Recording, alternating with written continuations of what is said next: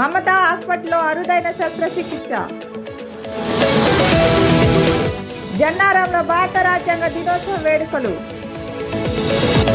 వ్యవసాయ market committee భవనాన్ని ప్రారంభించిన ప్రభుత్వ విప్ మహేందర్ రెడ్డి. దీక్షా దివాస్ స్ఫూర్తితో ఉద్యమం చేయాలన్న మాజీ మంత్రి నిరంజన్ రెడ్డి.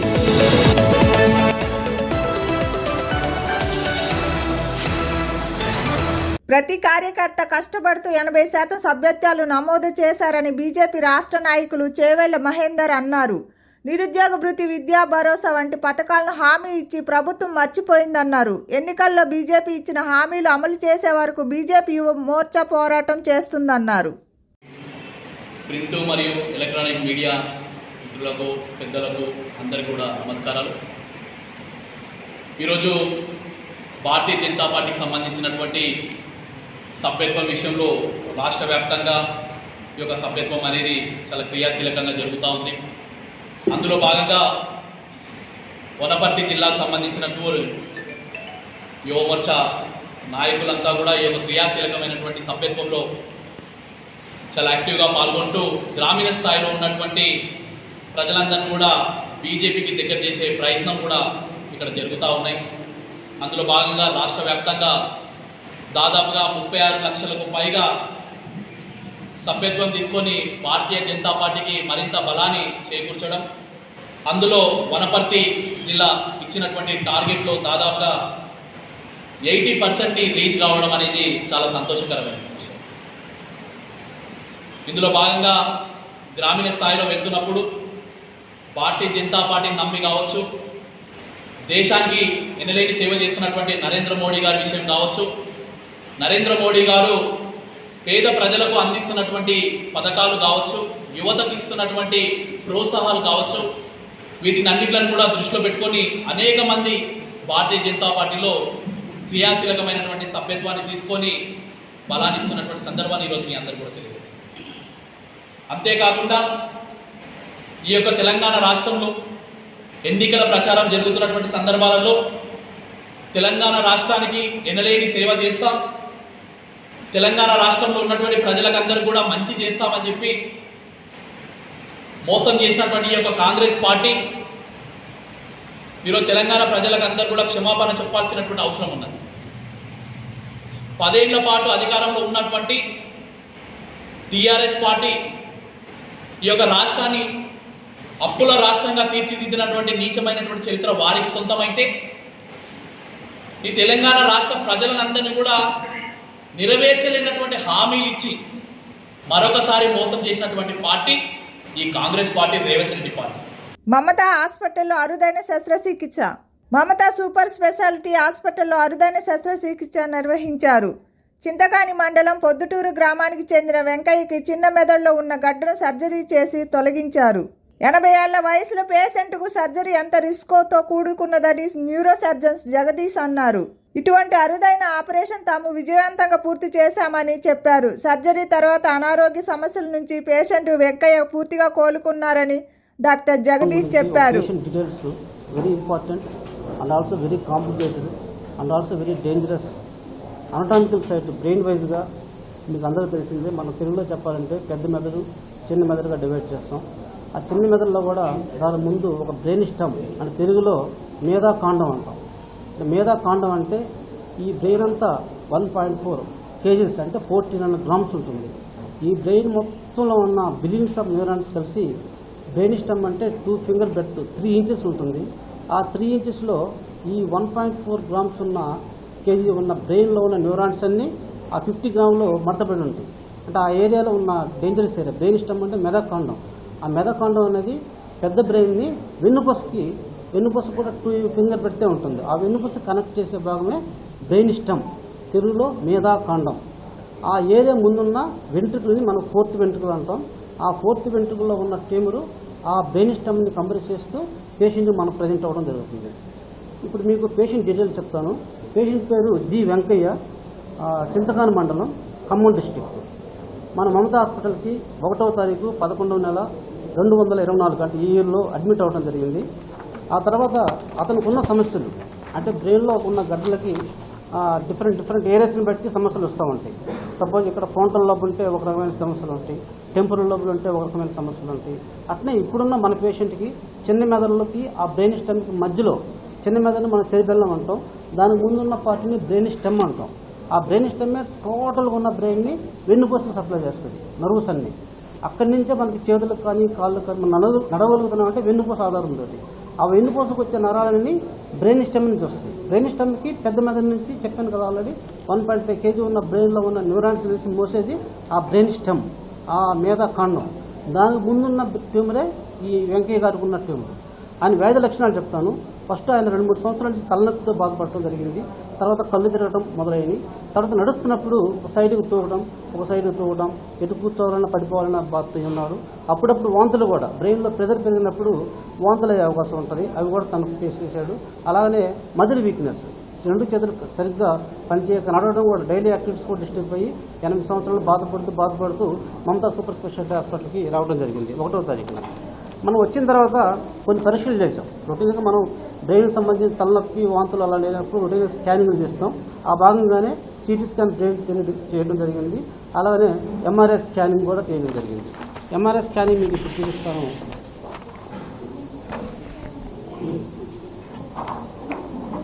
ఇదంతా పెద్ద మెదడు, ఇది చిన్న మెదడు.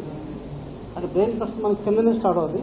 ఈ చిన్న మెదడులో ఈ మధ్యలో ఉన్న భాగమే ట్యూమర్, వైట్గా ఉన్నది.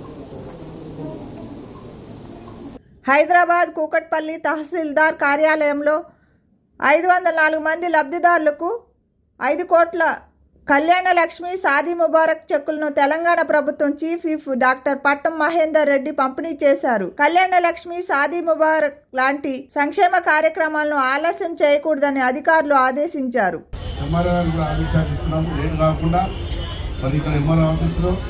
ఎంబడే మరి పేదోళ్ళందరికీ అందించవలసిన అవసరం ఉన్నది. మరి ప్రభుత్వం కూడా ఏదైతే తక్కువ టైంలో కూడా మహిళలకు ఆర్టీసీ కానీ గ్యాస్ కానీ మరి చెప్పిన విధంగా కూడా ప్రభుత్వం కూడా చేయడం జరుగుతున్నది. మరి అభివృద్ధి కార్యక్రమంలో పార్టీలకు అతీతంగా మనందరం కూడా సహకరించవలసిన అవసరం ఉన్నది.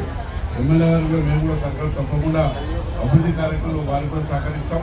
మరి చెక్కులు ఏదైతే లేట్ అయింది కాబట్టి నేను కూడా ఎంఆర్ఆర్ చెప్తున్నాను, లేట్ కాకుండా మరి టైం టు టైం ప్రకారం ఇవ్వాలని చెప్పుకుంటూ మరి అభివృద్ధి కూడా ఈ కూకట్పల్లి నియోజకవర్గంలో గతంలో పెద్ద ఎత్తున మరి అభివృద్ధి కార్యక్రమం చేసుకోవడం జరిగింది. ఇప్పుడు కూడా ముఖ్యమంత్రి గారు తీసుకుపోయి ఎక్కడైతే అవసరం ఉన్నాయో ఎమ్మెల్యే గారితో కూడా మాట్లాడి, ఇక్కడ స్థానిక కౌన్సిలర్తో కూడా మాట్లాడి మరి నా వంతు తప్పకుండా అభివృద్ధిలో మరి ముందు తీసుకుపోయే బాధ్యత తీసుకున్నారని చెప్పుకుంటూ నమస్కారం.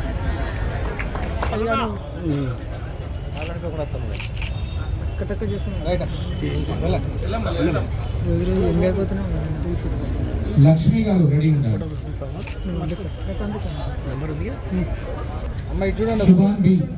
చూడండి అమ్మా, రాజేశ్వరి,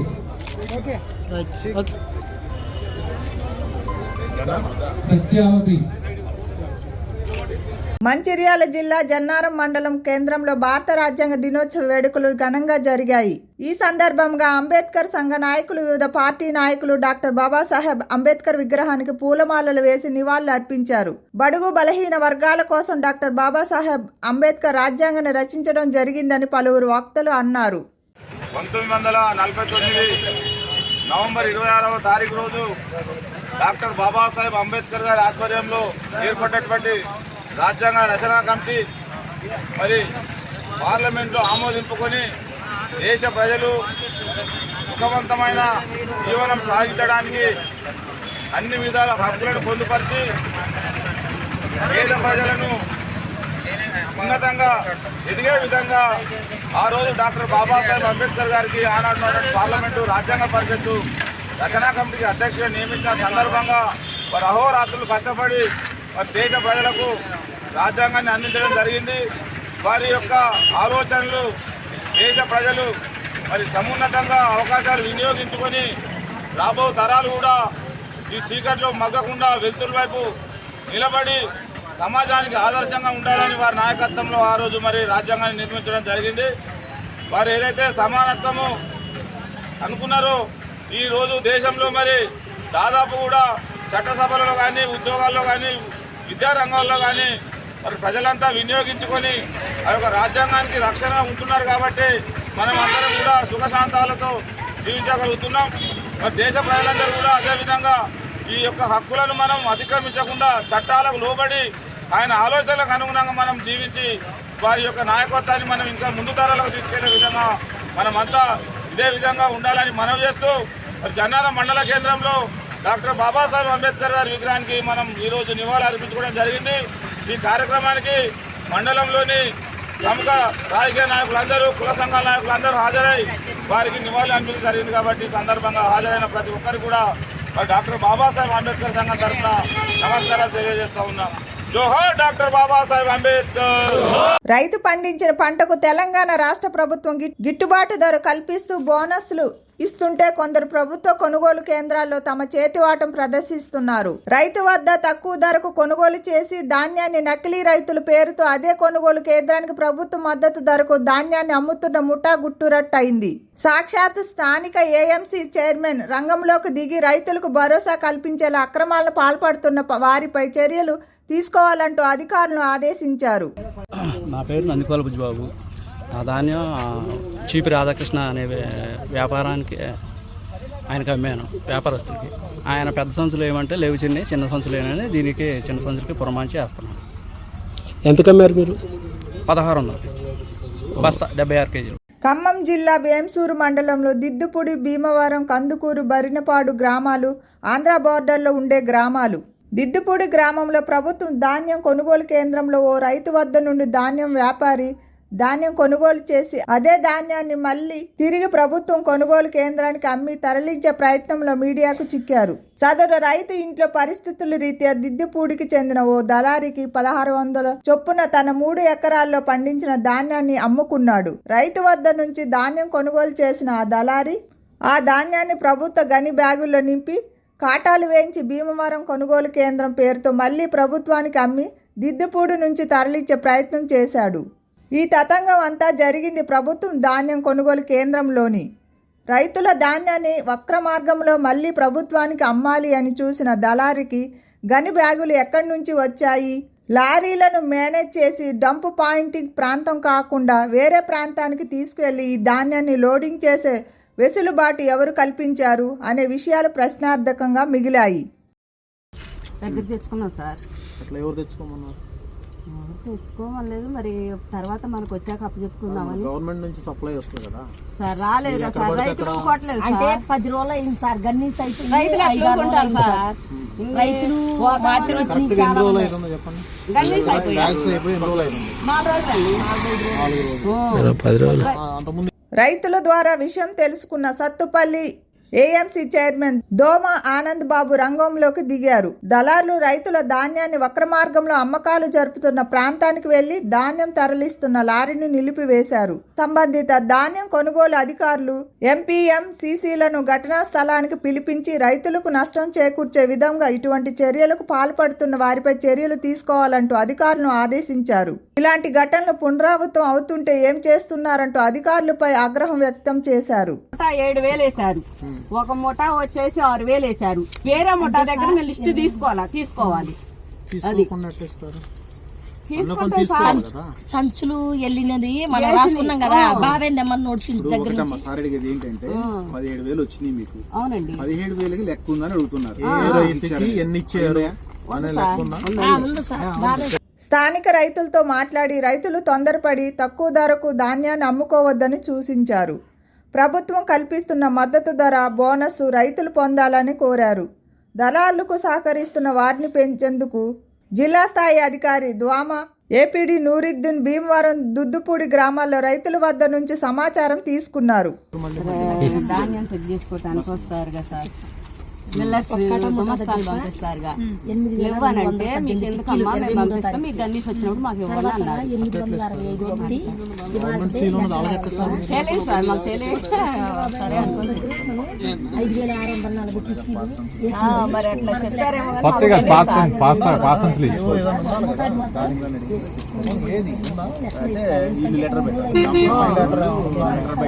ఆరు కాలం కష్టపడి పంట పండించే రైతన్నకు కష్టం ఏ వైపు నుంచి వస్తుందో తెలియని పరిస్థితి.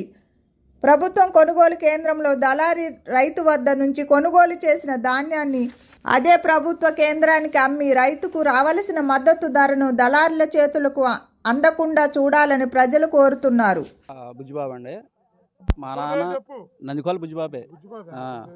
మరి నా అవసరం కోసం నేను ధాన్యం అమ్ముకున్నా. పెద్ద సంచులు అంటే చిన్న సంచులు చీపి రాధాకృష్ణ స్వామి ఆయనకు అమ్మాము.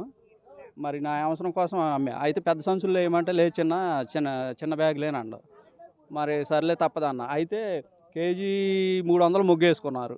దానికి అట్టా లాస్ 5-6 బస్తాలు లాస్ పోతున్నా. అది మరి గవర్నమెంట్ సంస్థలలో పంచారు, అది మనకు తెలియదు, ఆ విషయం తెలియదు. మిమ్మల్ని ఇక్కడ ఎవరు పంపించారు? ఇప్పుడు ఆయన లోడ్ ఎత్తున్నారు, వెళ్ళమంటే వచ్చా. నేను అక్కడ పొలంలో ఉన్నా. అప్పుడు ఉరిగడ్ల గడ్డి ట్రాక్టర్ కట్టుకుంటా. ఇక ఆ నుంచి నడుచుకుంటూ ఉరికి వచ్చా సత్తాబత్త. ఈ 8 ఎకరాల్లో ధాన్యం 385 టిక్కీలు. 16 వచ్చింది. 16 వచ్చింది మార్చరు.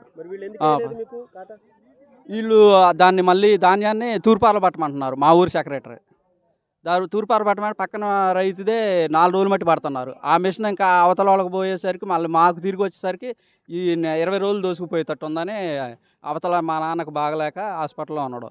ఇక ఆ ఉద్దేశంతో దీన్ని అమ్మేసాం ఈ ధాన్యాన్ని. పూర్తిగా కొన్నది మా ఊరు స్వామి చీపి రాధాకృష్ణ. అదే ఇవి మనకు తెలియదండి. మరి వాళ్ళే తెచ్చారు, మనకు తెలియదండి. వాళ్ళే తీసుకొచ్చారు. బస్తా వచ్చి 1600, 76 కేజీలు. 76 కేజీలు 1600. ఆరిన తర్వాతే ఫుల్ డ్రై అండి. 15-16% వచ్చింది మార్చరు.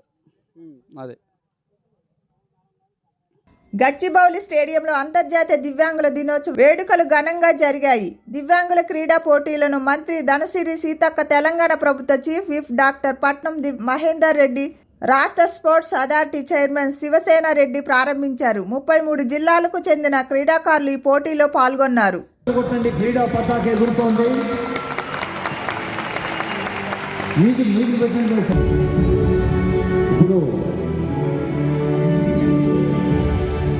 దేశంలో ఎక్కడ లేని విధంగా ప్రభుత్వం రైతులకు 2 లక్షల రుణమాఫీ చేసిందని తెలంగాణ ప్రభుత్వం చీఫ్ విప్ డాక్టర్ పట్నం మహేందర్ రెడ్డి అన్నారు.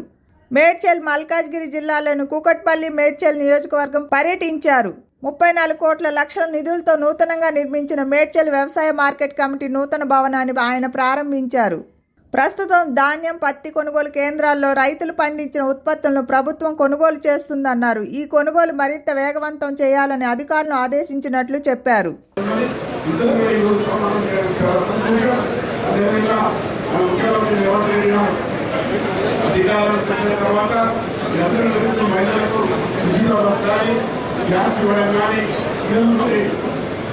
రెండు లక్షల మందికి 31,000 కోట్లు కూడా రైతులకు ఇవ్వడం జరిగింది. మొత్తం చేసుకోవడం జరుగుతున్నది.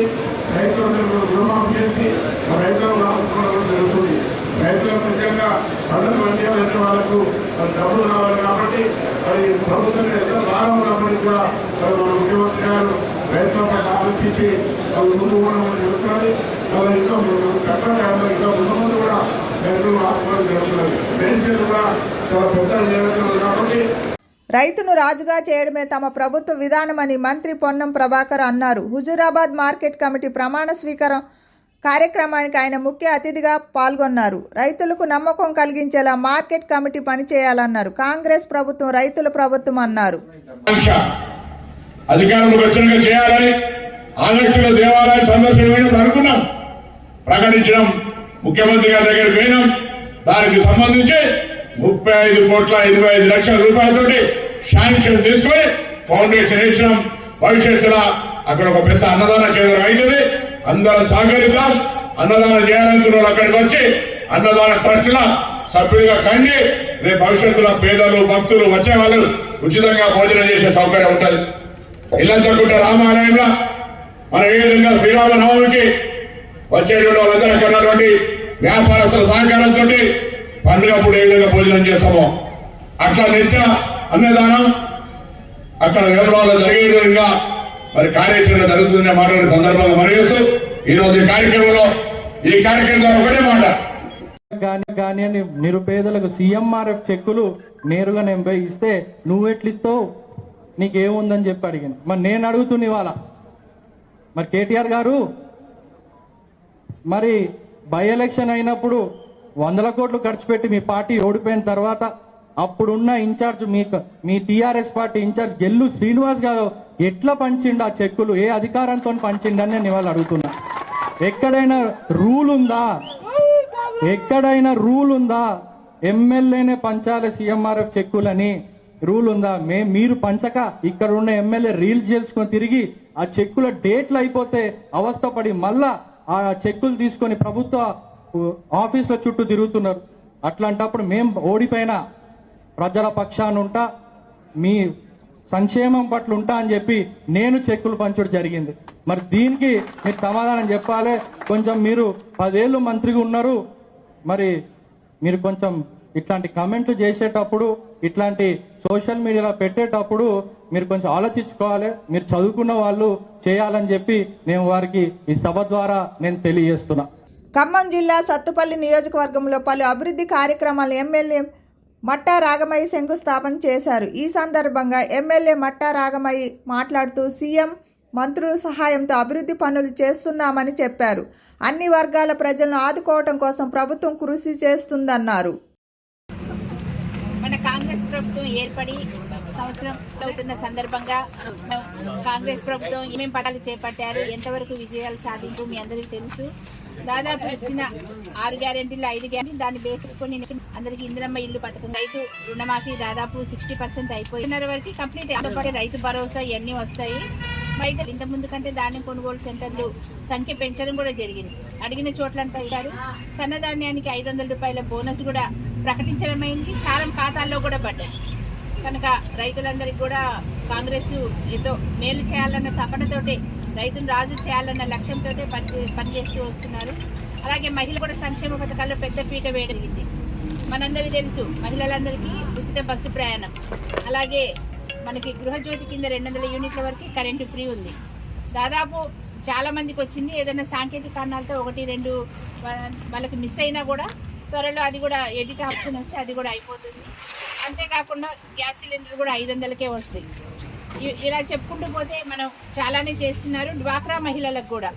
డ్వాక్రా మహిళలకు ఎన్నో ప్రోత్సాహకాలు అందిస్తున్నారు.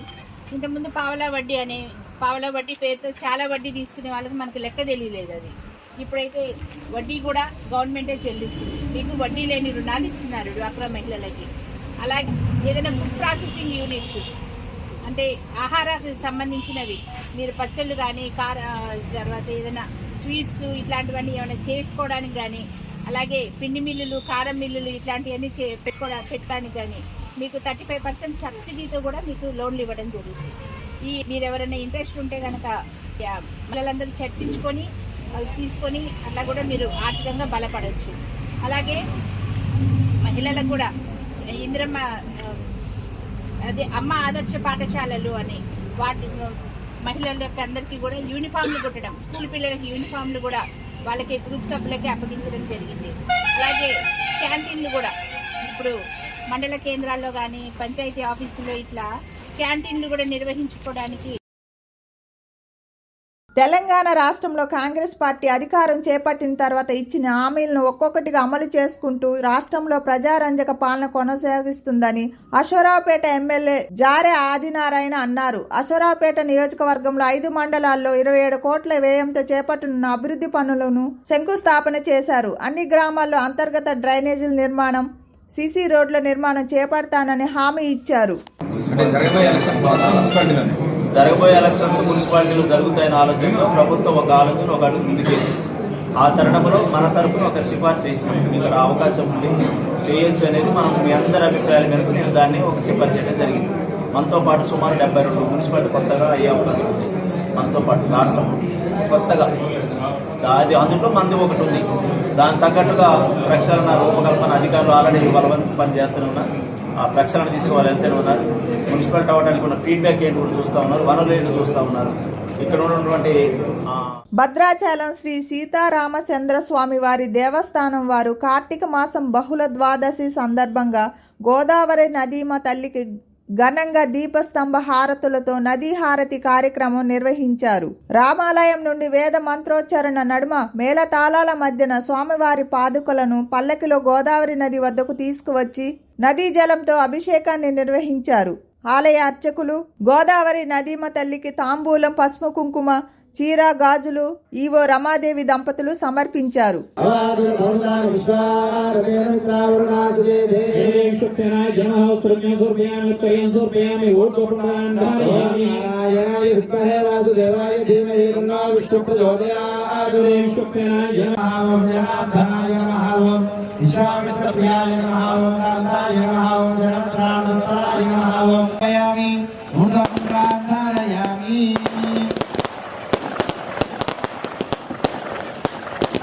భద్రాచలం శ్రీ సీతారామచంద్ర స్వామి వారి ఆలయాన్ని శ్రీ యాదగిరి యతిరాజు మఠం 40వ పీఠాధిపతి శ్రీ శ్రీ శ్రీ యాదగిరి యతిరాజు నారాయణ జియర్ స్వామి సందర్శించుకున్నారు. శ్రీ యాదగిరి యతిరాజు మఠం 40వ పీఠాధిపతి శ్రీ శ్రీ శ్రీ యాదగిరి యతిరాజు నారాయణ జియర్ స్వామి వారికి ఆలయ మర్యాదలతో దేవస్థానం సిబ్బంది పూర్ణకుంభంతో ఘనంగా స్వాగతం పలికారు. అనంతరం శ్రీ సీతారామచంద్ర స్వామి వారిని దర్శించుకొని ప్రత్యేక పూజలు నిర్వహించారు. ఈ సందర్భంగా ఆలయం యొక్క విశిష్టత తెలిపారు. అనంతరం స్వామివారి జ్ఞాపికను, లడ్డు ప్రసాదాలను ఆలయం ఈవో రమాదేవి అర్చకులు అందజేశారు.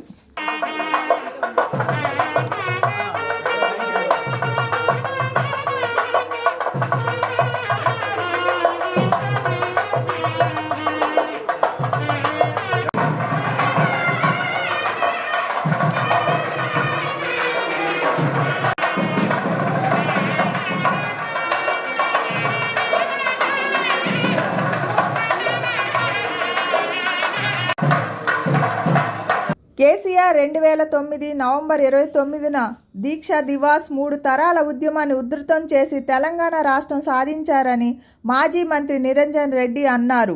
అదే స్ఫూర్తితో పార్టీ శ్రేణులు కాంగ్రెస్ ప్రభుమాజిత్వ ప్రజా వ్యతిరేక విధానాలపై పోరాడాలని పిలుపునిచ్చారు. తెలంగాణ అమరవీరులకు తెలంగాణ తల్లికి నివాళులు అర్పించి కేసీఆర్ కటౌట్కు పాలాభిషేకం, ఉద్యమ స్ఫూర్తి నింపుతూ ఫోటో ప్రదర్శన, ఆసుపత్రిలో పండ్లు, పాలు కార్యక్రమం విజయవంతం చేయాలన్నారు. ప్రజలు కాంగ్రెస్ మోసపూరిత వాగ్దానాలను నమ్మి అధికారం ఇచ్చి నానా హరిగోస పడుతున్నారని విమర్శించారు. అదంతా కూడా చరిత్ర మీకు తెలిసిందే. ప్రతి ఏడు నవంబర్ 29వ తారీఖును మనం దీక్షా దివస్ అనేటువంటి ఒక నామకరణం చేసి రాష్ట్ర వ్యాప్తంగా మన పార్టీ జిల్లా కార్యాలయాల్లో ప్రత్యేక కార్యక్రమాలు చేసుకోవడం ఒక ఆనవాయితీ.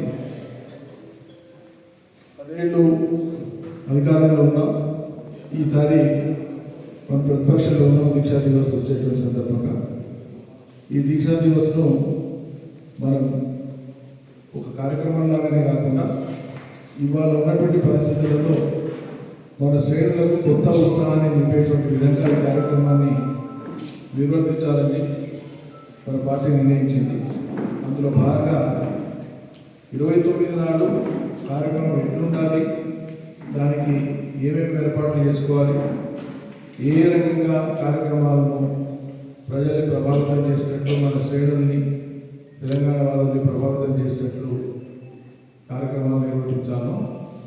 దాని మీద ముందస్తుగా 26 తారీఖు నాడు రాష్ట్ర వ్యాప్తంగా అన్ని జిల్లాలలో సన్నాహక సమావేశాలు ఏర్పాటు చేసుకోవాలని చెప్పి పార్టీ ఆదేశించింది.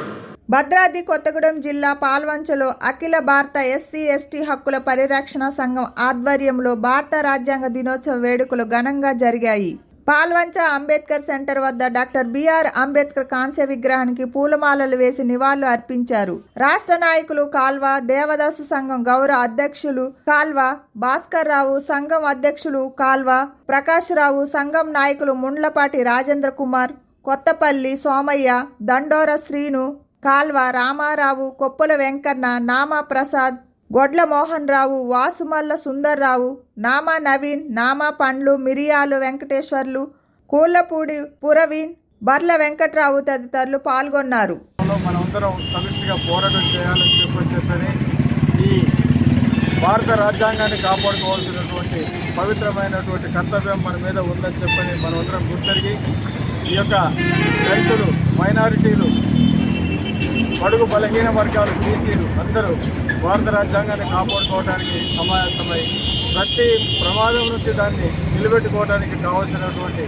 పోరాటం చేయడంలో మనమందరం ముందుండాలని చెప్పని కోరుకుంటూ ఈ దిశగా సోదరులందరూ ప్రయత్నం చేయాలని డాక్టర్ బిఆర్ అంబేద్కర్ రాష్ట్ర సచివాలయంలో భారత రాజ్యాంగ దినోత్సవ వేడుకలు ఘనంగా జరిగాయి. రాష్ట్ర ప్రభుత్వ ప్రధాన కార్యదర్శి శాంతకుమారి, సెక్రటరియట్ అధికారులు, సిబ్బందితో ప్రతిజ్ఞ చేయించారు. రాజ్యాంగ దినోత్సవ శుభాకాంక్షలు తెలిపారు. ఈ కార్యక్రమంలో జిఏడి ప్రోటోకాల్ విభాగం డైరెక్టర్ వెంకటరావు, పలువురు అదనపు కార్యదర్శులు, అధికారులు, సిబ్బంది పాల్గొన్నారు. India sovereign, socialist, secular, democratic republic, secure to all its citizens, just social, economic and political, expression, belief, faith and worship, of opportunity, fraternity, ensuring the dignity and integrity, give to ourselves. Right. ప్రగల్భాలు పలుకుతున్న మాజీ మంత్రి హరీష్ రావు తన నిజాయితీని నిరూపించుకోవాలని సిద్దిపేట జిల్లా వాసులు న్యాయవాది జల్లా Ravindra Yadav, Ashok, Ramesh demand చేశారు. ఒక గుంట భూమిని కూడా కబ్జా చేసుకోలేదని చెప్తున్న హరీష్ రావుకు సిఐడి ఎంక్వైరీ కోరే దమ్ము ఉందా అని సవాల్ విసిరారు. సాగర్ రిజర్వాయర్ నిర్మాణ సందర్భంగా ఇరిగేషన్ శాఖ అధికారులతో స్థానిక రైతులను భయభ్రాంతులకు గురి చేసి వారి వద్ద నుండి ఎకరాల కొద్ది భూమిని కొనుగోలు చేశారని ఆరోపించారు. సిద్దిపేట అర్బన్ డెవలప్మెంట్ అథారిటీ పేరిట జరిగిన అక్రమాలు ఎన్నో ఉన్నాయన్నారు. ప్రస్తుతం ప్రభుత్వం వాటిని సమగ్రంగా విచారణ జరిపి అక్రమాలను వెలికి తీయాలని డిమాండ్ చేశారు. ప్రాజెక్టు కోసం సేకరించిన భూమి ఈయన పేరు మీదకి ఎట్లా వస్తుంది? ఇరిగేషన్ పేరుతో చేసిన భూమి జనరల్ ఎవరికి ఇవ్వకూడదు. అయితే ఆయన భూమి మీద అనుమానం రాకుండా ఏం చేసినట్టే ఇప్పుడు అన్న చెప్పింది మీకు క్లియర్ చెప్తా. రంగనాయక సాగర్ బ్యాక్ వాటర్లో అంటే ఫ్రంట్లో అంత వాటర్ ఉంటుంది, వెనకాల ఇట్లా ఆర్టిఫిషియల్ మళ్ళీ అధికారులకు వస్తే ఆర్టిఫిషియల్ బీచ్ చేద్దాం అనుకున్నారు. ఇస్కాంత్ వేసి ఇట్లా బీచ్ వేసేసి వెనకాల హోటల్స్ కట్టి కమర్షియల్గా బాగా డెవలప్ చేద్దాం అనుకున్నారు. వాళ్ళ అదృష్టం బాగాలేక ఓడిపోయారు. కానీ అయితే అక్కడ ఆయన భూమి మీద అనుమానం రాకుండా ఏం చేసినట్టు ఆయన కబ్జా చేసినా లేదా ఆయన కొన్నా అని చెప్తున్నటువంటి భూమి మీద అనుమానం రాకుండా చుట్టుపక్కల SUDA Siddipet urban development authority అని ఉంటుంది. ఆ సుడాకు కట్టబెట్టిండు. ప్రాజెక్టు కోసం భూములు తీసుకొని సుడాకి ఇచ్చిండు. జనరల్గా ప్రాజెక్టు కోసం ఏ అవసరం కోసం అయితే భూమి తీసుకున్నావో భూమిని ఆ అవసరాలకే వాడాలి. అట్లా వాడకపోతే తిరిగి రైతులకే అప్పచెప్పాలి. రైతులే దున్నుకునే వెసులుబాటు ఉంది చట్టంలో. కానీ అట్లా చేయకుండా సిద్దిపేట అర్బన్ డెవలప్మెంట్ అథారిటీకి సుడా రీసార్ట్ అని, సుడా ట్రీ పార్క్ అని, సుడా నర్సరీ అని చెప్పేసి అడ్డుగా పెట్టిండు. ఈయన డైరెక్ట్ ఫోకస్ కాకుండా దాని వెనకాలనే ఈయన భూములు ఉంటాయి. సో ఈయన ఏం చేసిండు? ఇప్పుడు రైతులను దొంగలుగా చిత్రీకరించే ప్రయత్నం ఎట్లా చేస్తుండంటే తీసుకోండి. ఇవన్నీ ఆరోపణలు వచ్చిన తర్వాత, ఇవి పాత కాదు, మొన్న రీసెంట్గా ఆరోపణలు వచ్చిన తర్వాత ఏం చేసిండంటే ఆ రైతులనే దొంగలుగా చిత్రీకరిస్తుంది. ఎట్లా అంటే ఈ రైతులు ఆ భూమి ఆ రైతులే కాదు, మేము తప్పుగా మీకు కంపెన్సేషన్ ఇచ్చినాం, నష్టపరిహారం ఇచ్చారు కదా, ప్రాజెక్ట్ కోసం భూమి సేకరించినప్పుడు నష్టపరిహారం ఇస్తారు కదా, ఆ నష్టపరిహారాన్ని రికవరీ చేపిస్తుండు. అక్కడున్న ఇరిగేషన్ అధికారులతోటి నోటీసులు ఇప్పించారు ఆ రైతులకి, ఈ భూమి మీది కాదు, నష్టపరిహారం పే బ్యాక్ చేయాలి మాకు అని చెప్పేసి. దాంట్లో ఒక వ్యక్తి చనిపోతే చనిపోయిన వాళ్ళ కొడుకుతోటి బ్యాంకులో డీడీ కట్టించారు. అది డేట్ ఏంటంటే ఇగో అన్న ఇదే కాదు అన్న, ఇగో 18/10/2024 ఎన్ని రోజులు అయిందన్న? జస్ట్ మొన్ననే వాళ్ళ చనిపోయిన వ్యక్తి కొడుకుతోటి కంపెన్సేషన్ రిటర్న్ చేయించారు. సో దట్ ఏమవుతుందంటే నేను ఎవరి దగ్గర అయితే రైతుల దగ్గర ఉన్నానో ఆ రైతులదే భూమి కాదు. సో ఈయన తప్పించుకునే ప్రయత్నం అన్నట్టు. ఇక్కడ చూపిస్తే అక్కడికి పోయినా నేను అంటే వాళ్ళు ఏ మోకా చూపిస్తే ఆ మోకాల పోయినా అంటే ఆఖరికి ఏం చేస్తాడు? అధికారులు రైతులు తప్పు చేసేసి వాళ్ళు చూపించిన జాగాలు నేను పోయినా, పైసలు ఇచ్చినా కొనుక్కున్నా అంటాడు. సో ఈజీగా తప్పించుకునే ప్రయత్నం అనేది చేస్తున్నాడు హరీష్ రావు. భద్రాద్రి కొత్తగూడెం జిల్లా దమ్మపేట పోలీస్ స్టేషన్ ముందు మహిళలు రాస్తారోకో నిర్వహించారు. దమ్మపేట మండలానికి చెందిన ఫాతిమా తన భర్త వేధిస్తున్నాడని నెల రోజుల క్రితం పోలీస్ స్టేషన్లో ఫిర్యాదు చేసింది. ఫిర్యాదు చేసినప్పటికీ పోలీసులు పట్టించుకోవడం లేదంటూ ఫాతిమా ఆవేదన వ్యక్తం చేశారు. ఫాతిమా తల్లి మైబూ ఒంటిపై కిరోసిన్ పోసుకొని ధర్నాకు దిగింది. మహిళా పోలీసులు బాధిత కుటుంబాన్ని సముదాయించే ప్రయత్నం చేసినా రోడ్డుపై కూర్చొని రోధిస్తూ ధర్నా కొనసాగించింది. అత్తింటి వారిపై కేసు నమోదు చేస్తామని ఎస్ఐ కిషోర్ రెడ్డి హామీ ఇవ్వడంతో రాస్తారోకోను విరమింపజేశారు.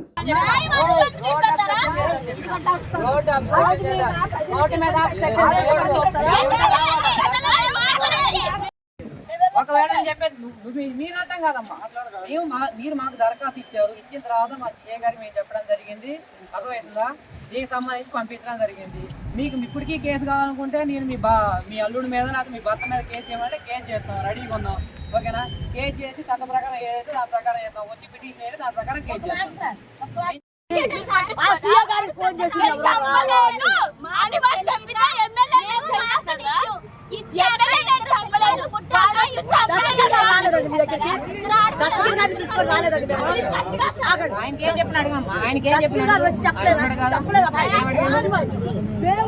మాస్టర్ కి TV, please like, share and subscribe master కి టీవీ.